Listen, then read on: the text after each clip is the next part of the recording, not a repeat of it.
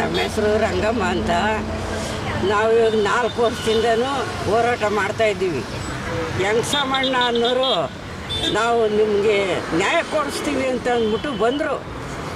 ನ್ಯಾಯ ಕೊಡಿಸೂ ಇಲ್ಲ, ಏನೂ ಇಲ್ಲ. ಸುಮ್ಮನೆ ನಮ್ಮ ಜೊತೆಯಲ್ಲಿ ಬಂದು ಅಲ್ಲಿಂದ ದೇವಸ್ಥಾನದಿಂದ ಇಲ್ಲಿ ತಕ ಮೆರವಣಿಗೆ ಬಂದರು.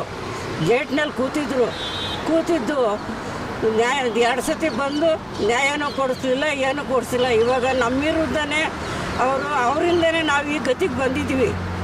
ಸ್ವಾಮಿ, ಅವರಿಂದ ನಾವು ಈ ಗತಿಗೆ ಬಂದಿದ್ದೀವಿ.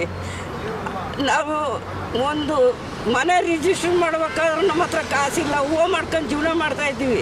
ನ್ಯಾಯ ಕೊಡಿಸ್ತೀವಿ ಅಂತ ಬಂದವರು ನಮ್ಮನ್ನು ಈ ಗತಿ ತಂದು ನಮ್ಮ ವಿರುದ್ಧನೇ ನಿಂತವ್ರೆ. ಇವಾಗ ಇದು ನ್ಯಾಯನ ಸ್ವಾಮಿ? ನಿಮ್ಮದು ಎಷ್ಟು ಜಮೀನಿದೆ? 2 ಎಕರೆ ಜಮೀನಿದೆ ಸ್ವಾಮಿ.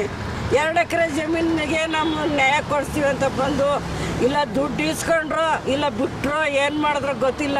ಅವರು ನಮ್ಮ ಈ ಗತಿಗೆ ತಂದುಬಿಟ್ಟು ನಾವೇನೋ ಇವ್ರನ್ನ ಹಿಡ್ಕೊಂಡು ನ್ಯಾಯ ಕೊಡಿಸಿ ಸ್ವಾಮಿ, ನಮಗೆ 2 ಎಕರೆ ಜಮೀನು, ನಮ್ಗೆ ಅದು ಬಿಟ್ಟರೆ ಬೇರೆ ಇಲ್ಲ ಅಂತ ಅಂದ್ಬಿಟ್ಟು ಒಳಗಡೆ ಮಾತಾಡ್ಸೋದಕ್ಕೆ ಇವ್ರನ್ನ ಹಿಡ್ಕೊಂಡು ಮಾಡ್ತಾ ಇರ್ಕೊಂಡು ನಮ್ಮ ವಿರೋಧನೇ ಬಂದವ್ರೆ ಸ್ವಾಮಿ. ಇದು ನ್ಯಾಯನ, ಧರ್ಮನ? ಹಾಳಾಗೋಗಲ್ವ ಅವರು? ನಮ್ಮ ಹೊಟ್ಟೆ ಉರಿದಂಗೆ ಅವ್ರ ಹೊಟ್ಟೆ ಉರಿಯಲ್ವಾ? ನಾವು ಎಷ್ಟೋ ಅಯ್ಯೋ ಅಂತೀವಿ. ಬಡವರು ನಾವು, ದಿರ್ಬಡವರು, ಬೇರೆ ಏನೂ ಗೊತ್ತಿಲ್ಲ ನಮಗೆ. ನ್ಯಾಯ ಕೊಡಿಸ್ತೀವಿ ಅಂತ ಬಂದು ಈ ಥರ ಮಾಡಿ ಇವಾಗ ನಮ್ಮ ವಿರೋಧನೇ ಬಂದರೆ ನಾವೇನು ಮಾಡ್ಬೇಕು ಹೇಳಿ?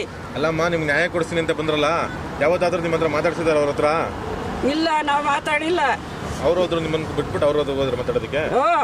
ನಮ್ಮನ್ನು ಬಿಟ್ಟರು ಅಲ್ಲಿ ಕೂತಿದ್ದು. ಅಲ್ಲಿ ಅವ್ರು ಬಂದರು ಕಾರ್ನಾಗೆ ದುಡ್ಡು ಇಸ್ಕೊಂಡ್ರು ಹೋದ್ರೋ ಗೊತ್ತಿಲ್ಲ ನಮಗೆ.